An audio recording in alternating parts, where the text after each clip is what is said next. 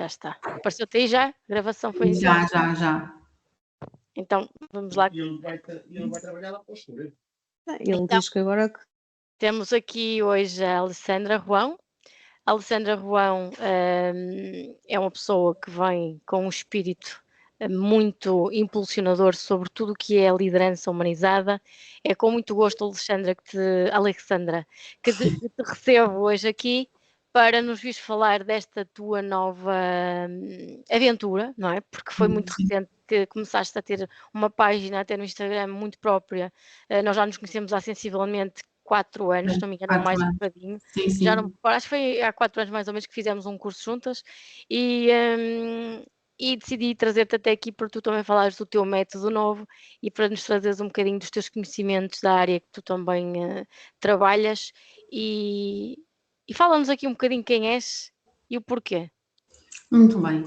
Olha, Daniela, muito obrigada pelo convite. Acho que é uma oportunidade de falar desse projeto que para mim é muito importante e eu até começo por dizer como é que surgiu. Eu não sei se eu posso partilhar aqui uma pequena... Podes, tens aí uns pontinhos que diz mais? Sim. Não, aparece aí uma setinha para cima. Partilhar, não te aparece? Tens o microfone e depois em cima tens partilhar. Tem, sim. Pronto, podes que... Se não tiveres acesso, eu autorizo quando tentares. Deixa-me ver, porque que não aparece? Está aqui no canal. Que eu não vejo aqui o PowerPoint, porque é que ele não está aqui? Tens de selecionar a janela e depois tens de procurar onde é que tens o PowerPoint. Ok. Deixa-me só fazer aqui.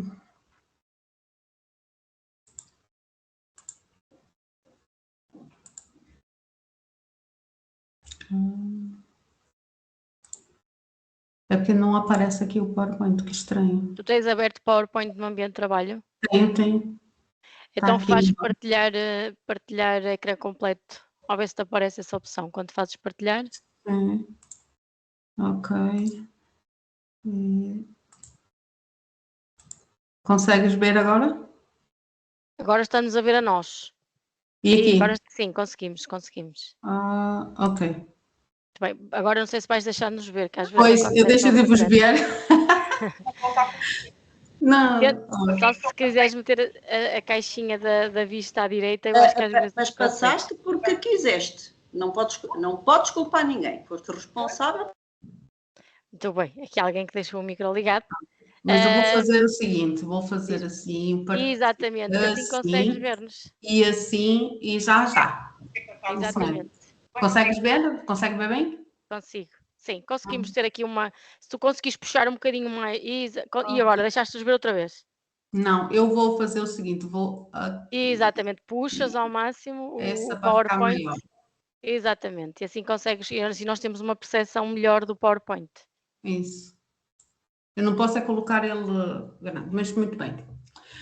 Pronto, esse meu projeto começou, eu vou aqui dar só o contexto de onde é que isso começou aqui a surgir. Quando eu comecei a trabalhar na direção técnica e comecei a liderar pessoas, eu começava a observar outras colegas e punha-me sempre a me comparar e achava sempre que não fazia o suficiente, de que se calhar não era boa o suficiente. Mas depois comecei-me a perceber que eu fazia diferente, não é? Mas o resultado era o mesmo, ou então até era melhor. Certo. E então comecei a refletir sobre isso, e foi por isso que fui fazer a formação em que nós nos conhecemos, não é? E fui fazendo outras, e depois me percebi que assim, a receita do bolo é a mesma, mas o bolo pode ser diferente, pode ser tão bom quanto, não é? Exatamente, sim. E foi a partir daí que também comecei a pensar nesse projeto. E depois também tem uma componente muito da neurociência, porque eu gosto muito de trazer essa componente da neurociência, porque acho que faz todo sentido nós utilizarmos, ou seja, a parte teórica, ou compreender aquilo que passa dentro de nós, para depois nós conseguirmos depois colocar em prática até os nossos objetivos, aquilo que nós pretendemos. Eu aqui vou falar um bocadinho de quem sou, não é? Eu sou a Alessandra Juan, sou uma apaixonada por transformação humana e pela área social. Eu tenho uma componente social do voluntariado, de apoiar as pessoas muito grande, desde cedo sempre tive essa componente em mim. A minha formação base, eu sou gerontóloga de formação, fiz a especialização em liderança humanizada, fiz uma pós-graduação em felicidade nas organizações e agora estou há uma semana de entregar a minha tese de mestrado em direção e gestão de intervenções sociais. E a minha tese de mestrado fala sobre promover a felicidade nas organizações e a relação entre o bem-estar dos trabalhadores e a prestação de serviço. O que é que Certo. isso o que é que uma coisa está relacionada com a outra. Muito bem. Partindo daí, o que é que muitas vezes quando nós falamos em liderança, nós pensamos logo nas tarefas de um gestor. Confundimos muito essa questão de gestão e de liderança, mas não são a mesma coisa. E uma das componentes desse projeto, primeiro é nós fazermos essa diferenciação. E eu começo fazendo essa diferenciação através do método, meu jeito de liderar, que integra a neurociência, o comportamento humano, a inteligência emocional, numa abordagem muito prática. Por quê?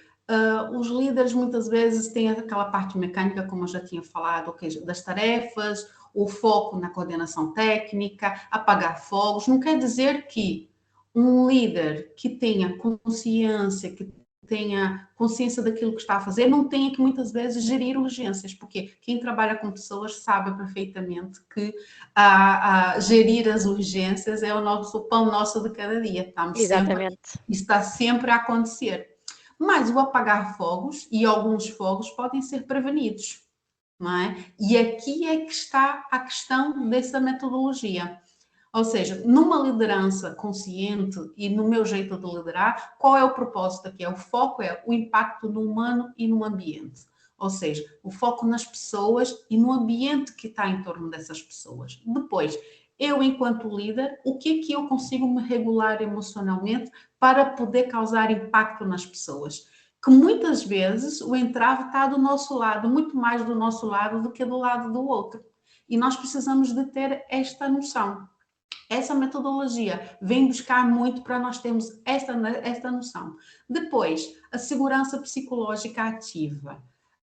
A segurança psicológica, quando trabalhamos com pessoas, é uma componente, a meu ver, muito importante. Certo. A gente não pode dizer só que, ou seja, existe uma segurança psicológica. Ela precisa ser efetiva.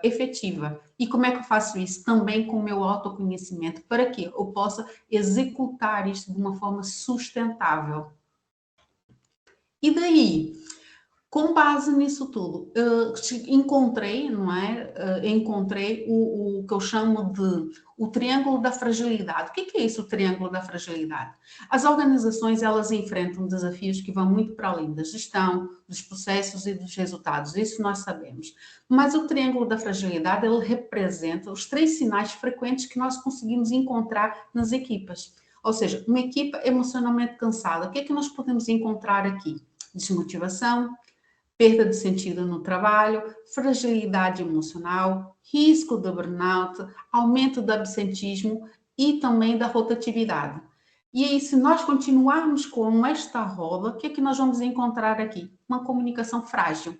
Isso está tudo interligado, né? Certo. Informação descontrolada e incompleta, conflitos interpessoais frequentes. O que eu costumo dizer, a rádio alcativa funciona na perfeição, não é? Porque nós não temos o controle dessa comunicação. E depois, líderes sobrecarregados, porque há um excesso de tarefas administrativas, há uma falta de tempo para lidar com as pessoas. Muitas vezes porque nós, enquanto líderes, não conseguimos fazer essa nossa gestão. Sabe? Nós próprios não conseguimos gerir essas tarefas. E então torna-se tudo aí muito frágil. A partir daqui, temos aqui a fórmula. Essa fórmula é intenção mais atenção igual a criatividade. eu considero ser uma baseline muito interessante, porque o que eu quero transmitir com isso? É a ideia de que a mudança organizacional, ela não acontece por acaso, ela nasce de uma intenção clara, de objetivos claros, de uma clareza de definição de prioridades, alinhamento com os valores da organização, da empresa ou da instituição, um compromisso com a transformação. E depois temos aqui a atenção, né? Vem a componente da atenção, que é a energia, é os recursos que a gente coloca para poder resolver esses objetivos, que é, eu tenho uma escuta ativa, eu tenho presença na liderança, eu cuido das pessoas, e depois há uma outra componente que eu acho interessante e que muitas vezes é descuidada, que é os riscos psicossociais. Certo. E aqui está, nesta parte aqui, que é a atenção. Ou seja, nós muitas vezes não monitorizamos esses riscos. E esses riscos está muito ligada com o triângulo da fragilidade. E que, se estiver identificada, é mais fácil da gente monitorizar e também nós encontrarmos respostas para essas dificuldades. E então, a partir daqui, nasce a criação. O que é a criação? É o resultado combinado dessas duas componentes, intenção e atenção. Ou seja, o que nós vamos trabalhar daqui? A cultura organizacional. Vamos trabalhar o desenvolvimento dessas equipes, melhorar a comunicação, trabalhar o bem-estar desse contexto, não é? Trabalhar o bem-estar do contexto, para que depois os resultados sejam sustentáveis. Eu não sei se estou a falar muito depressa.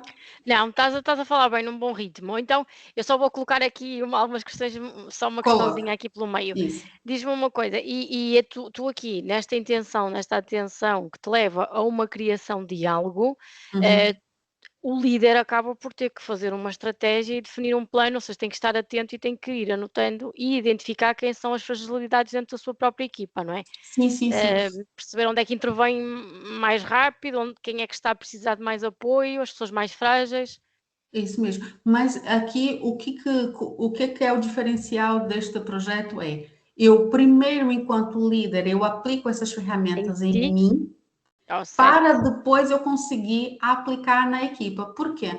Porque nós já percebemos que muitos líderes, ele consegue agilizar, organizar muito bem o trabalho, ele tem a componente técnica muito bem desenhada, muito bem implementada, mas depois, o problema é como é que eu vou lidar isso com as pessoas, como é que eu vou passar? E então, primeiro passa pelo seu autodesenvolvimento e pela sua autodescoberta. Por quê? Não existe uma liderança perfeita, existe o quê? Uma liderança consciente, responsável, com presença, com clareza, e aí sim, causamos impacto humano. Alessandra, é caso para dizer que é assim, acaba por ser pelo exemplo, é um bocadinho como em casa, não é? Pelo exemplo, nós vamos dando de nossas capacidades, sendo que, exemplo esse, que pode também haver uma outra vez um erro, e está cá também para ensinar com o próprio erro, não é? Mas começar por fazer esta autorresponsabilização para trazer clareza também à equipa e ao todo. Isso mesmo. Isso mesmo. Agora, e como é que um líder vai começar a trabalhar nele próprio? Aqui temos as sessões em que ele trabalha nele próprio. E eu gosto muito de fazer aqui a metáfora, eu fiz uma metáfora com os 4 elementos, porque eu acho que a metáfora ajuda-nos a colocar a situação, a parte teórica, no aqui, no agora e na prática, ou seja, porque é muito fácil da gente conseguir aqui, ou seja, concretizar esses objetivos através, por exemplo, o ar. O ar eu ligo ele com a mente. Não é? A mente é a clareza, é a nossa pensamentos, não é? Nossa identidade, não é? E eu coloco aqui a pergunta que líder eu sou na prática? E nessa sessão aqui, é isso que eu vou trabalhar. Vamos trabalhar o que aqui? O córtex pré-frontal, ou seja, o meu pensamento estratégico, a tomada de decisão, mapear quais são as crenças, que foi isso que eu fiz em mim, quais eram as crenças que eu acreditava que me impedia, não é? Porque eu ficava me comparando com as outras pessoas.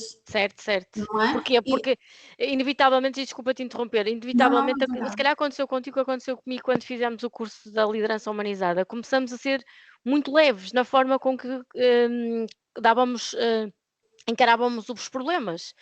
Eu recordo-me na altura que eu entrava no trabalho e pensava, não, hoje vai ser um dia leve e vou resolver tudo da mesma forma que tentava resolver antes, mas com uma leveza, porque vou usar mais a minha escuta, vou usar menos escadas de conclusões, porque eu lembro Isso, que isso também é sempre muito positivo, ou seja, deixamos de dar tantas asas à imaginação e passamos a ter mais clareza isso mesmo. mental, não é? E Isso, acaba por ser isso. muito importante essa Essa limpeza lá. componente, né? Sim, É sim, sim. isso. Sim, sim. Mas para isso eu preciso de desenvolver aqui algumas partes, não é? E isso aqui é importante. Depois, nós vamos trabalhar o quê? As nossas emoções, a nossa água, nosso corpo é 70% da água, não é? Ou seja, as nossas emoções, ela está em todo lado. E eu sei, se eu conseguir, não é controlar, porque não é possível a gente controlar, mas a gente regular. Certo, regular, exatamente. Regular, a gente compreender, ou seja, como é que eu reajo quando a liderança se torna difícil? Como é que eu consigo fazer isso? Depois há uma outra componente que eu acho essencial, que é nós, enquanto líderes, e estamos a trabalhar numa equipa, num contexto, ler o meio, ler o contexto, ler as pessoas que estão à nossa volta. Por quê?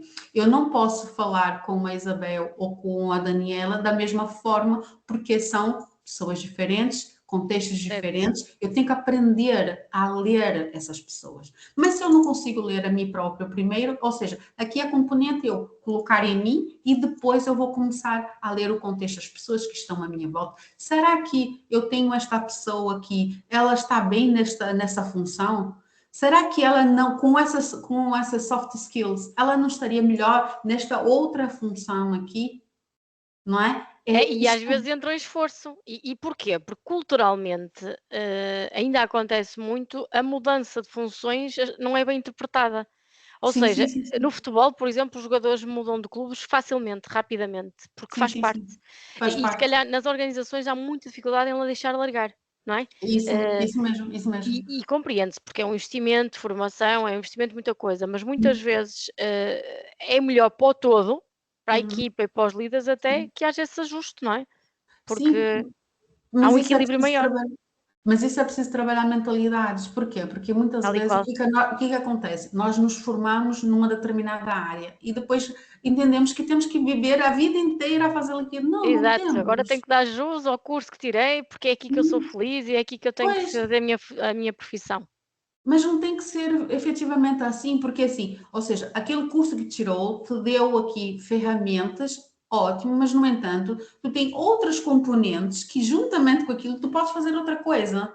E às vezes as pessoas não têm esta noção. E nós temos que, enquanto líderes, nós também percebermos isso, mas também fazer esta componente relativamente aos nossos liderados. E eu aqui Certo, até trago aqui esta ferramenta que eu acho interessante, que é a identificação do gatilho, ou seja, vamos mapear os padrões emocionais que nos limitam. Depois, a uhum, gente vai tomar consciência emocional, ou seja, esses gatilhos, o que emocionalmente, quais são as emoções que eles nos traz, não é? E depois aqui certo, fazer um exercício para tentarmos aqui fazer a leitura interna do que aquilo nos provoca, para depois a gente sim conseguir regular de forma consciente, porque se a gente não sabe o porquê, se alguém está-me a dizer, diz-me determinada coisa, eu não percebo o que é aquela emoção, o que é aquele friozinho na barriga, o que é aquela raiva está-me a causar, sabe? Eu não vou conseguir regular isto. É mal muitas vezes eu sentir raiva? Não, não é. Agora, como é que eu vou direcionar essa raiva? Isso aí é importante. Não é certo, porque ela porque existe e está lá, nós isso não mesmo, podemos ela evitar as emoções, é um bocadinho como aquele filme das emoções, o Divertidamente, não é? tende divertidamente, sim, sim, sim, Fazem sim. parte de nós e nós não podemos escondê-las nem suprimi-las, ou seja, não podemos ocultá-las nem negar que as temos, porque isso ainda vai ser um turbilhão maior cá dentro, não é? É Eh, verdade. mas aqui é o que tu dizes, através destes passos tentarmos encontrar aqui gatilhos que nos ajudem a controlar em determinadas situações e conhecermos como é que já reagimos, não é?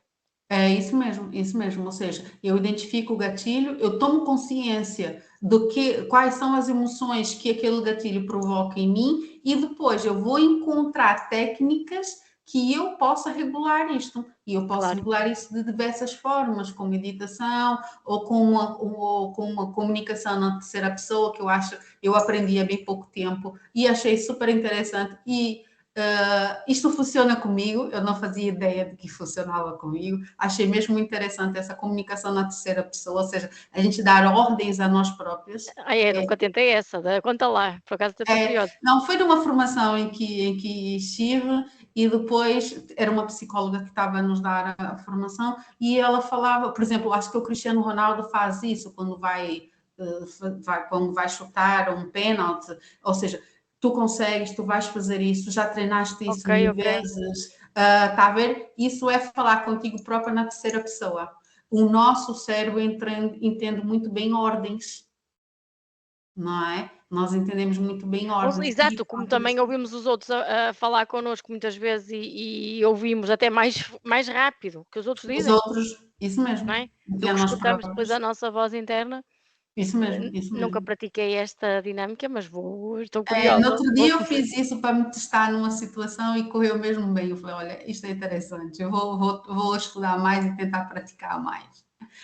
Depois, nós temos aqui o fogo. O fogo, nós sabemos que, às vezes, uma palavra mal colocada, uma comunicação, a rádio alcatifa, que é assim, gosta de faísquinha ali para todo lado, essa é uma componente muito, muito importante. Ou seja, mas também é importante a gente perceber como a minha liderança impacta emocionalmente os outros, como é que a minha comunicação impacta os outros. E eu preciso de ter esta noção, não é? De como é que eu estou a impactar as pessoas. E depois há aqui essa componente do cérebro, que eu chamo de cérebro social. Nós temos 3 inteligências. Há mais, mas essas são as principais. Nós temos o QI, não é? E depois nós temos a inteligência emocional e depois temos a inteligência coletiva. E foi a inteligência coletiva que nos trouxe até aqui. É essa capacidade de nós interagirmos com os outros e em rede, nos protegermos e evoluirmos. Certo. E essa componente, acho que na comunicação tem uma influência muito grande e precisamos de trabalhar esse cérebro social, que muitas vezes nós estamos muito fechados na nossa individualidade, naquilo que eu quero, naquilo que eu posso fazer, e esquecemos que é através do coletivo que nós somos hoje aquilo que somos, não é? Não foi sozinho que nós conseguimos. Certo. Se nós nos transportarmos para a savana há bilhões de anos atrás, nós não conseguimos sobreviver. Quando é que nós conseguimos sobreviver? Quando nós percebemos que nós unimos forças, unimos, ou seja, capacidades, é que nós conseguimos evoluir. Não foi a inteligência emocional, ela ajuda, mas a inteligência emocional até é uma inteligência que há bem pouco tempo é que se é falada, mas a inteligência coletiva, embora não se fale muito, mas ela está muito presente. E eu gosto muito de trazer essa noção da inteligência coletiva. E eu acho que aqui, para o elemento fogo, que é aquilo que a gente comunica, é aquilo que a gente influencia no outro, é muito importante. E depois, como é que eu coloco isso tudo em prática? Através da direção, da ação. E daqui eu trago uma componente que já é comum na área da gestão, que são essas duas ferramentas, que é as metas SMART, ou seja, não é, que nos permite traçar aqui objetivos claros, realistas, e que nós podemos aqui obter os resultados, e depois o modelo GROW, que é o coaching, não é? Sim, do coaching. Ou seja, como é que nós vamos tomar essas decisões com base num plano, com base no nosso desenvolvimento? Ou seja, a terra é que vai, ou seja, é a ação, como é que vamos executar isto, como é que vamos unir e enraizar, não é? Porque isto depois cria-nos a tal raiz e sustenta-nos, porque é na raiz que está o sustento da nossa força, não é? E é um bocado por aí. E é engraçado porque tu falas aí na inteligência do coletivo. A emocional acaba por ser a regulação das nossas emoções e só depende de nós, praticamente. Eu sei que os outros também nos provocam as emoções, mas só depende de nós como é que nós vamos reagir. Esta do coletivo é muito engraçado porque tem a ver muito com os peer grupos também, os grupos de influência, porque se tu estiveres sempre rodeada das 5 pessoas e as tuas 5 pessoas que mais te rodeiam tiverem um mindset também de crescimento, tu vais querer sempre também esse crescimento, mas se for um grupo mais, por exemplo, direcionado, e isso acontece muito em situações familiares também, mais pessoas com mais cismas, com mais vitimização, acaba por ser uma consequência. E reconhecer às vezes qual é esta energia de grupo que nós devemos ou não sustentar também é uma ferramenta muito boa, não é? Sim. Isso que E nós estamos a contrariar. fazer aqui é precisamente isso, não é? Exatamente. É É um peer isso, mentoring, é um peer group, sim, de influência. é isso mesmo, é um grupo de influência, ou seja, o coletivo, porque é esse coletivo que vai nos fazer ir mais longe, não é nós ficarmos individual. Por exemplo, se eu colocar assim, se eu pudesse entrar numa máquina do tempo e voltasse à savana africana quando tudo começou, eu preferia ir com uma pessoa com QI de 151 ou com 5 pessoas de 100? Eu preferia ir com 5 pessoas de 100. Exato, porque os teus recursos iam ser mais adaptados à tua necessidade do que a pessoa com o QI elevado. Agora, É se isso estivesses numa mesmo. situação de desarmar uma bomba, querias a pessoa de 151. Pronto. Ou seja, Mas se depende calhar um também. bocadinho da componente de cada um a gente conseguia Também, desarmar, exatamente. Que às não vezes é? poderíamos ter todos visto aquela série do MacGyver e da Missão Impossível e etc. E conseguíamos todos unir É, aqui forças. Mas é é a isso energia mesmo. do coletivo, sim. Muito bem. Eu acredito muito na energia do coletivo. E aí, por isso aqui é essa componente, ou seja, a engenharia do comportamento. Nós temos aqui que moldar esses comportamentos, Certo. não é? Nós aprendemos a lidar com as nossas fragilidades e depois moldarmos esse comportamento para que nós tenhamos clareza mental que nos permite depois trabalhar as nossas emoções, desbloquear a nossa empatia e uma segurança relacional para que depois a gente possa gerar aqui ações e resultados que podemos sustentar. Porque Certo. se nós não tivermos esta roda, estes componentes todos, a gente até pode colocar em ação, fazemos muitas coisas, mas será que vamos ter estrutura para suportar? Isso vai ser sustentável no tempo? Não sabemos. Porque Não sabemos, o que sim. nós vemos hoje? São líderes extremamente cansados, exaustos, que têm as componentes todas, mas depois falta esta parte. Como é que eu vou sustentar isto tudo? Não é? Porque Certo. ele próprio não se reconhece, não tem essa engenharia, ou às vezes nem reconhece que é preciso essas componentes todas para que ele consiga ser sustentável. E qual... Alexandra, deixa-me só dizer aqui acrescentar aqui um tópico. Eu acredito mesmo que no dia de hoje, da forma como está mecanizado e trabalhamos muito também para objetivos, indicadores e etc., alguns líderes nem se apercebem da importância que tem o impacto do mindset deles e da energia Não tem deles, noção. a Sim. forma como eles estão mais agressivos, mais preocupados, se calhar nem se apercebem do impacto que isso tem depois no todo. Pois Porque não, às pois vezes não. numa sala, num open space, basta uma pessoa com uma energia mais pesada, mais que está num mau dia, para criar logo ali um ambiente coletivo É isso. mais complexo, não é? É isso. E depois, o líder precisa de reconhecer o impacto que ele tem aí e também de fazer essa análise desse ambiente. Ou seja, eu estou numa reunião com várias pessoas, depois há ali um elemento que está completamente desligado, silencioso, a comunicação é simples, curta e não traz não traz nenhuma componente objetiva ou às vezes até negativa para o grupo, não é? Certo. Ou seja, eu preciso estar atento a este ambiente para até se calhar convidar essa pessoa, olha, se calhar precisas de tomar um ar, dar uma Certo, olha, volta. vai tomar um café, vai dar uma É isso. volta, Hoje, relaxa, sobe escadas, sim, isso mesmo, depois falamos um bocadinho sobre o que se Uhum. passou aqui e Sim. se quiseres também vamos partilhar alguma coisa, sabe? Ter esta vontade, conseguir ter essa vontade para fazer isso. Isso não é fácil, porque muitas vezes pode ser interpretado de uma forma menos boa, mas se nós percorremos esse caminho, se formos traçando esse caminho de uma forma assertiva, devagar, porque a gente não transforma uma cultura de uma empresa, de uma organização, de uma hora para outra. Certo, Isto esquece, só com um trade é aos shop poucos. também é demais, sim. É um trabalho de Sim. formiguinha às vezes, não é? Porque tem contextos em que a gente até consegue mudar porque as pessoas estão disponíveis para isso, mas outros há ali uma resistência à mudança muito grande. E é preciso ter ali algum estofo para conseguir fazer isso. Depois, qual é o impacto que eu acredito que vai trazer? É mais consciência, ou seja, líderes que compreendem os seus padrões, Confiança, ou seja, ambiente de autossegurança psicológica, que isso é muito importante. Depois, um alinhamento, equipas orientadas por propósito e clareza, porque a gente não consegue atingir um propósito se a gente não sabe como é que vamos lá chegar, não temos clareza disso. Né? Isso é uma componente importante. Depois, a comunicação, uma redução dos conflitos silenciosos, porque conflitos vai haver sempre, onde há pessoas, há conflitos. Eu acho que é uma utopia dizer que vamos acabar com conflitos. Não. Os conflitos têm que ser geridos e depois há conflitos que é necessário para um bocadinho para que a equipa evolua. Não é? Eu acho que ele tem que ser regulado, tem que ser gerido, não pode sair do controle. Isso aí é importante. Depois o bem-estar, menos desgaste emocional e reatividade. Depois compromisso, ou seja, relações sustentáveis que geram resultados saudáveis. Isso aqui eu acho que é o impacto que traz.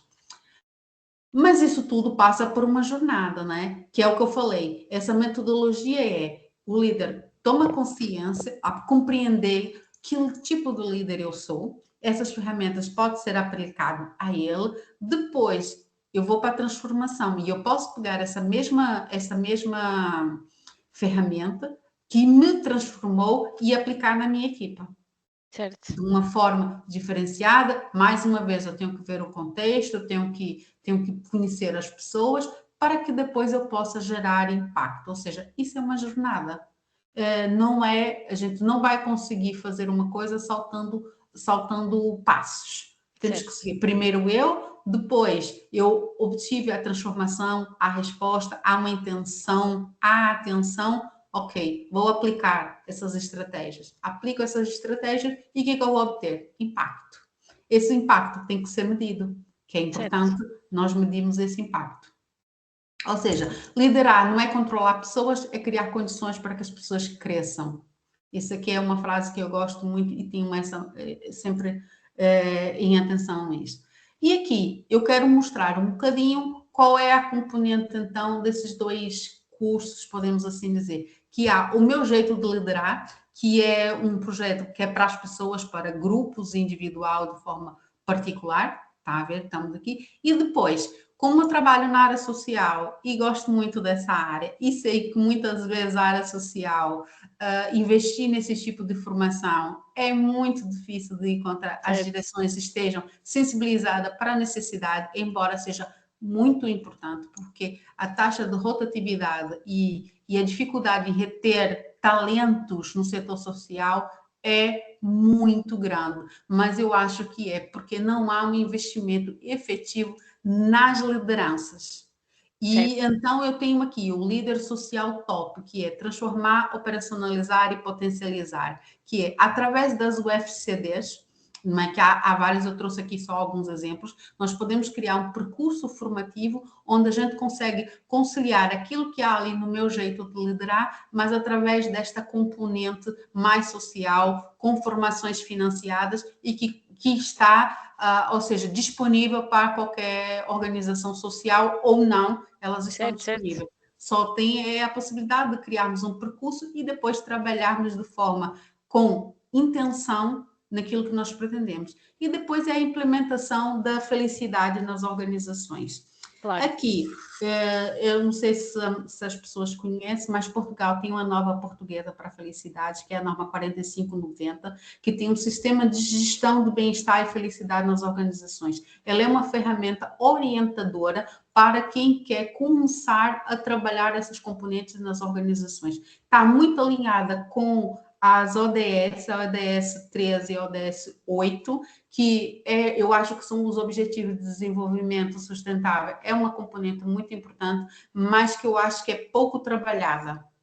E através da norma 4590, com essas formações e com esta componente, acho que é possível nós criarmos aqui ferramentas onde podemos implementar não a felicidade nas organizações, mas o bem-estar. Que eu agora que estou nessa parte da investigação, eu estou mais voltada para o bem-estar nas organizações do que para a felicidade. Porque a felicidade, ela é muito individual, não é? A felicidade ela tem duas componentes. Ela tem a componente que é eu ter uma vida com propósito, eu me desenvolver enquanto pessoa, e depois tem a felicidade momentânea, que é aquela, eu vou beber um copo com os amigos, eu vou comer um gelado, vou comer a minha comida predileta, ou seja, ela é muito subjetiva. É subjetiva, Alexandre, e não só. A felicidade também depende muito da genética, ao contrário do que as pessoas pensam. Porque trazemos na nossa genética já uma parte... Predisposição para o negativo. Exatamente, ou não, para a felicidade. E concordo plenamente com a tua abordagem, porque muitas vezes o conceito de felicidade e falado em organizações é muito mal interpretado, porque as pessoas pensam que é só risinhos e galhofa. Não. O bem-estar, de facto, é o termo que eu considero também o mais lógico para se aplicar. Sim, porque é isso que tu procuras no teu, enquanto patrão, enquanto líder, é isso que tu procuras para a tua equipa, é que haja um bem-estar social. Um bem-estar social, isso mesmo. Exatamente. Porque o que é importante quando pensas em implementar esse tipo de estrutura, esse sistema de gestão do bem-estar na organização? Primeiro a organização, uma empresa, criar condições, não é? Porque assim, não é que eu vou para lá ser feliz e que vai ser tudo maravilhoso, não. A empresa vai criar condições para que eu tenha um bom ambiente de trabalho, para que eu possa evoluir, para que eu possa exercer a minha função da melhor forma possível. Mas isso também requer uma componente muito individual. Que vem para trás, que é a tua trabalhar no transformação, indivíduo. o método que tu falas. Isso mesmo. Sem saltar etapas. Isso mesmo, sem começar saltar primeiro etapas. por autoconhecimento, a nossa evolução. E aqui uma coisa que eu, daquilo que tu mostraste aqui, que parece-me ser completamente execuível e faz todo sentido, que é, não tem que ser só para líderes, porque repara, nós somos autolíderes. Nós no nosso dia a dia, nas nossas funções, também temos que liderar o nosso trabalho, principalmente pessoas que são mais autónomas, não é? Este método também se aplica nesses casos. Daniel, e em casa também, nós estamos, né? Exatamente. Em casa, não é? Eu acho que essa metodologia, se nós conseguimos assimilar, nós conseguimos aplicar em várias áreas da nossa vida. Em tudo. Sim, não sim, é? sim.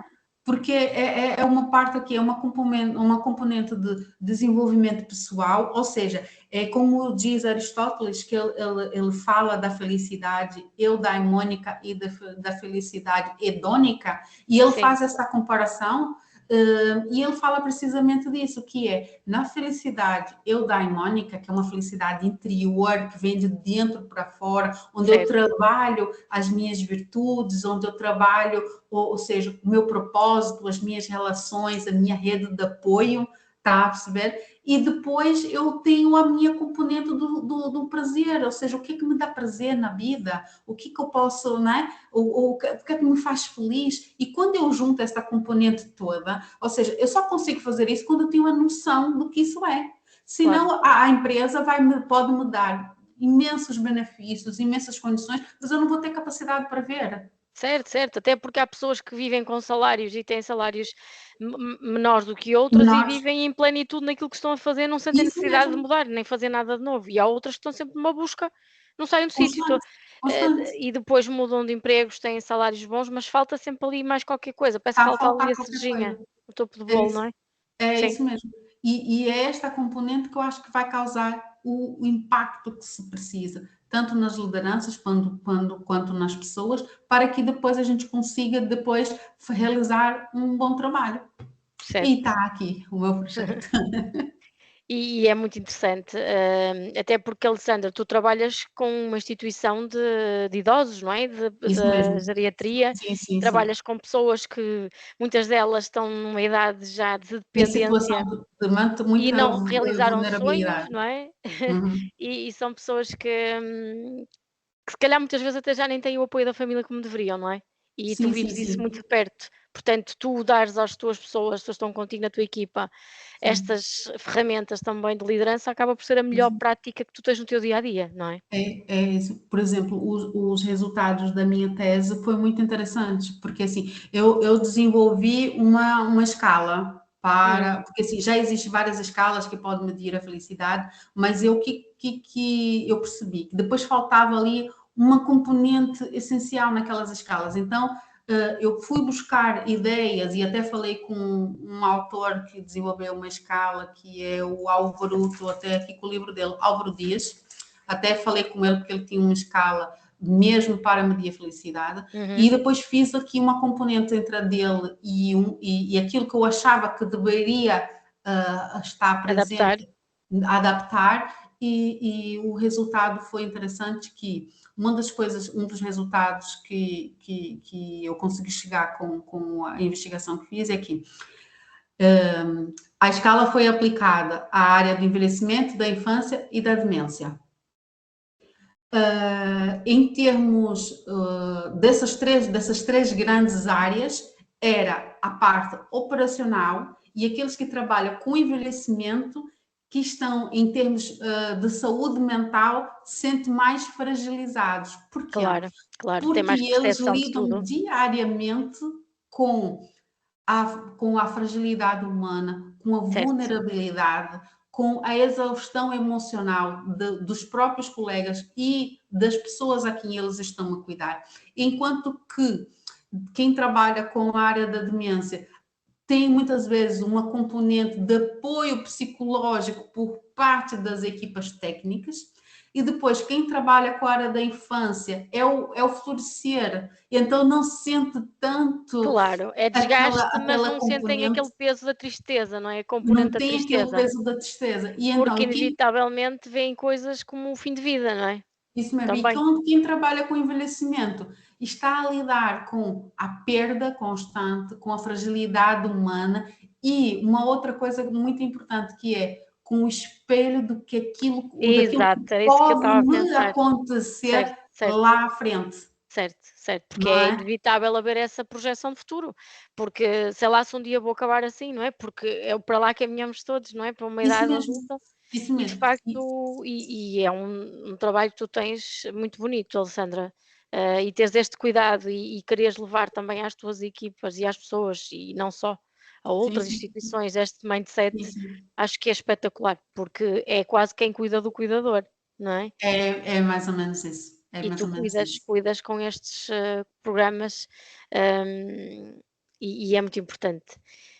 Olha, eu gostei muito desta tua apresentação. Eu não sei se queres fazer alguma questão ou se alguém quer te fazer alguma Se alguém questão quer sobre a fazer alguma apresentação, questão. também pode estar à vontade.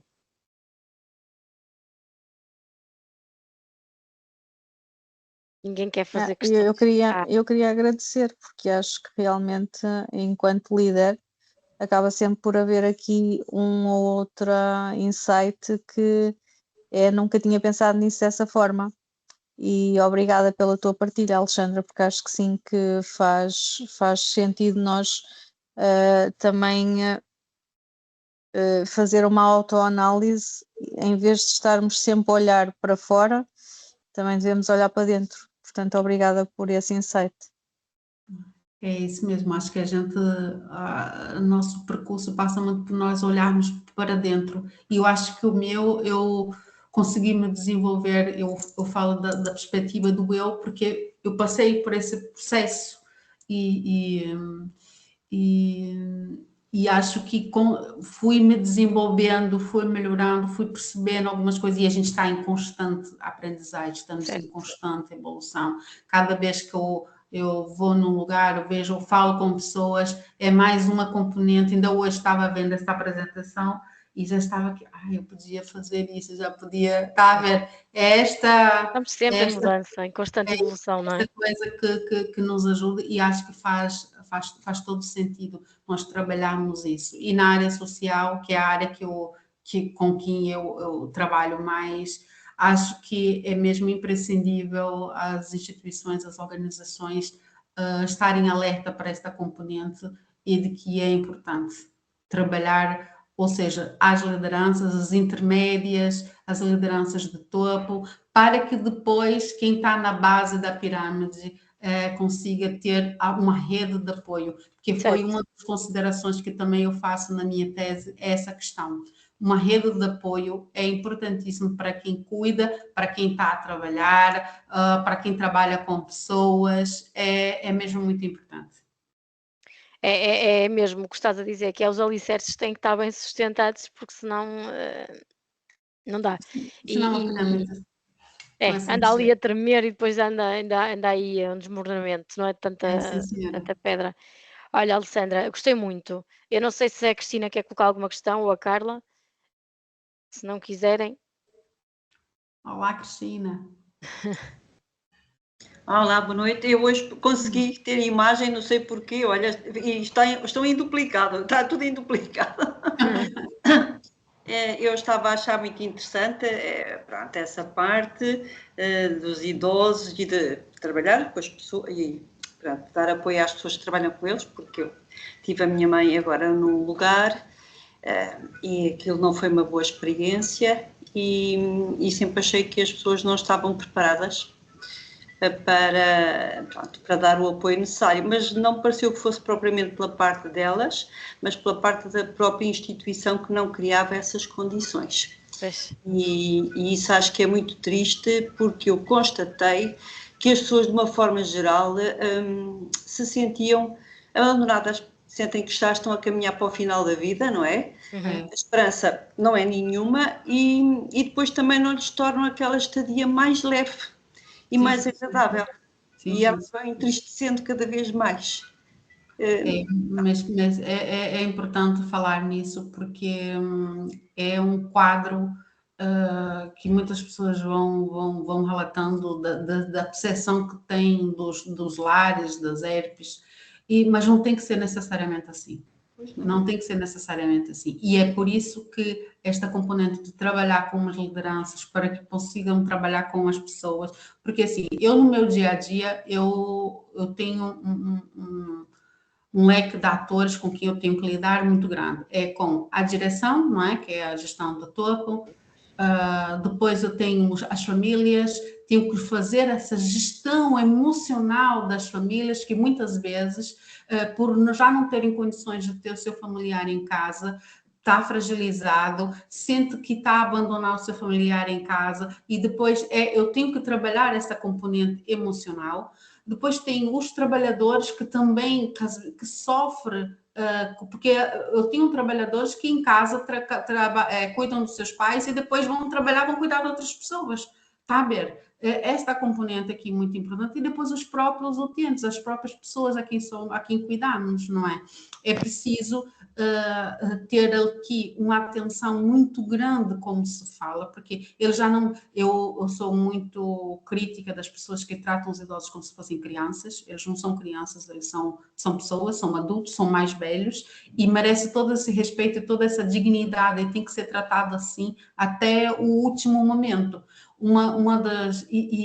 Mas isso é preciso fazer um trabalho pedagógico, não é? Porque quando as pessoas me dizem trabalhar com idosos é como trabalhar com criança, só que não é. São pessoas, criança está num período, numa fase da vida, assim como nós estamos noutra fase da vida, e as pessoas mais velhas estão noutra fase da vida. E nós que trabalhamos com elas temos que ter a capacidade de nos adaptarmos, procurarmos formação e informação, como é que nós podemos lidar com essas pessoas. E quem trabalha com essas pessoas também tem que ser formadas, tem que ser trabalhadas, não pode ser... É uma coisa impressionante, por exemplo, na instituição que eu trabalho, agora nós vamos abrir uma creche. A legislação para abrir a creche, as pessoas que trabalham com as crianças obrigatoriamente têm que ter formação na área da educação e da infância. Quem trabalha com idosos não precisa, não é obrigatório. Não faz sentido, não é? Não faz sentido. Eu costumo dizer assim, às vezes não é preciso ter a formação, que a formação eu dou, mas eu preciso que sejam seres formados como seres humanos, porque nós não estamos a lidar com aparelhos, nós não estamos a lidar com máquinas, estamos a lidar com pessoas com fragilidades, com doenças, e cada vez mais tem surgido pessoas cada vez mais jovens com demência, que é uma situação que eu acho que é preocupante, e a falta de apoios, porque não há lares suficientes para todas as pessoas, e nem toda a gente tem a possibilidade de estar em casa. Acho que sim, nós devemos envelhecer e morrer em nossa casa, mas, no entanto, nem sempre tem essa possibilidade. E deveria haver possibilidade das pessoas escolherem para onde querem ir.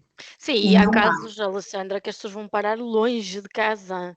Há situações em que se ouve que as pessoas vão parar, nem sei, há ali na zona de Miranda do Douro, assim, uma coisa, sim. seja longe. Principalmente quando vão para as unidades de cuidados continuados. É isso, é uma coisa incrível. Ou tens dinheiro. Exato, ou há dinheiro que tu podes ir para um privado mais perto, ou então é mesmo muito complicado. Isso mesmo. Não é?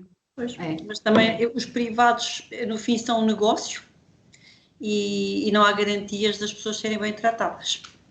Infelizmente. Cristina, pensa o seguinte, negócio tudo é. Tudo é. Não é? Tudo é. Agora, aqui a diferenciação porque tratar de pessoas e com qualidade exige recursos. Exige recursos, e não são poucos.